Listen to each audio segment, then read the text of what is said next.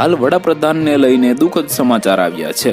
અદાલતે ફરી એકવાર ભૂતપૂર્વ વડાપ્રધાન ઇમરાન ખાન અને ભૂતપૂર્વ વિદેશ મંત્રી શાહ મહમૂદ કુરેશીને દેશની ગુપ્ત માહિતી લીક કરવા અને દેશના કાયદાનું ઉલ્લંઘન કરવા આરોપમાં દોષિત ઠેરાવ્યા છે। ન્યાયાધીશ અબુલ હસનતે રાવલપિંડીની ઉચ્ચ સુરક્ષાવાળી આદિયાલ જેલમાં આ કાર્યવાહી હાથ ધરી છે। આ જેલમાં પાકિસ્તાન પીટીઆઈ પાર્ટીના ટોચના નેતાઓ કેદમાં છે। ન્યાયાધીશે બંને નેતાઓ સામેના આરોપો વાંચી સંભળાવ્યા હતા તો બંને કોર્ટરૂમની અંદર હાજર હતા, પરંતુ બંનેએ આરોપને ફગાવી દીધા હતા। જો ઓફિશિયલ સિક્રેટ એક્ટ હેઠળ દોષિત ઠરે તો 10 વર્ષ સુધીની જેલની સજા થઈ શકે છે।